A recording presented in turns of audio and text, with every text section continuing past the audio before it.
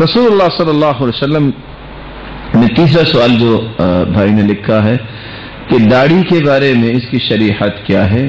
लिहिया, जिसकी तारीफ करते उलमा लिखते हैं मा नबता, जो चीज जो बाल उगते हैं अला ज़िक़्नि वल लहयैन, जबड़े और ठोड़ी पे जो बाल उगते हैं उसको दाढ़ी कहते हैं।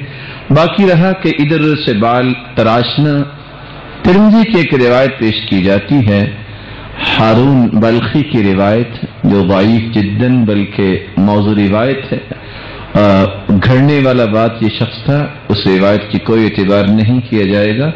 रसूलुल्लाह सल्लल्लाहु अलैहि वसल्लम का फरमान है फ़अफ़ुल लिहा, दाढ़ी को माफ कर दो।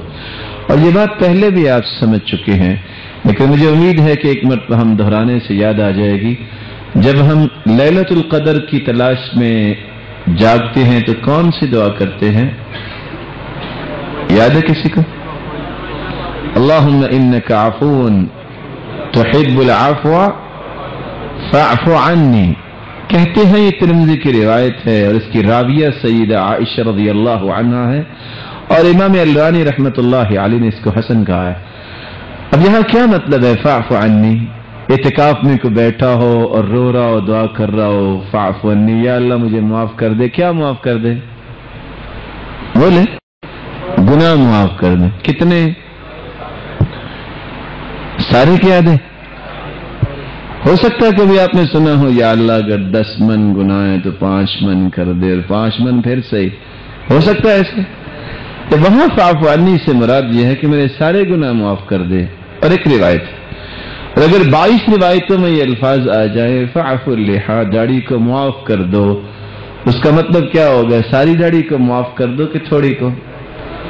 अब इस रिवायत की शरह में उलमा ने क्या लिखा है, उत्रुकुहा वाफ़िया वला ततअर्रदू लहा, छोड़ दो इसको वाफ़िर, अरख़ुल लिहा, दाढ़ी को लटकाओ, वफ़िरुल लिहा, दाढ़ी के बालों को वाफ़िर करो। और रसूलुल्लाह सल्लल्लाहु अलैहि वसल्लम और सैयदना अबू बकर और सैयदना उमर, इन सब की दाढ़ियां कैसे थी? काना कस्सर लिहिया, काना कसीर अश-शअर, काना कबीर अल-लिहिया। ये सारे अल्फाज किस बात पे हैं? कांट छांट पे दिलालत करते हैं। माफ करने का मतलब ये है कि माफ कर दो।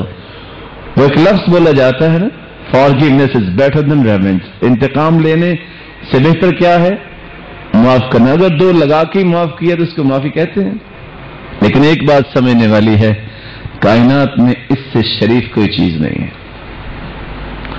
रोजाना इसको कत्ल करते हैं भूलने वाले, लेकिन दूसरे दिन थोड़ा सा मुंह निकाल के कहती अस्सलाम वालेकुम, मैं फिर आ गई हूं। फिर कहते जल्दी करो, ये फिर आ गई है, इसको जुर्रत कैसे हुई मेरे चेहरे पे आने की? वो फिर पकड़ता है, न जाने क्या पकड़ता है। जहां अपनी पिक्चर फाड़ के नहीं फेंकता, जिस नाली में जहां गिलाजत है, वहां रसूलुल्लाह सल्लल्लाहु अलैहि वसल्लम की सुन्नत को फेंकते वक्त कभी नहीं सोचता। लेकिन मैं एक और जाविये से भी बात करना चाहूंगा।